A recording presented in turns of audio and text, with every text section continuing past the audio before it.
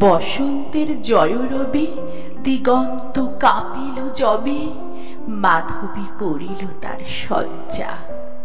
মুকুলের বন্ধ টুটে বাহিরে আসিল ছুটে, ছুটিল সকল তার লজ্জা। অজানা পান্থের লাগি নিশি নিশি ছিল জাগি, দিনে দিনে ভরেছিল অর্ঘ্য। কাননের এক ভিতে নিভৃত পরাণটিতে রেখেছিল মাধুরীর স্বর্গ।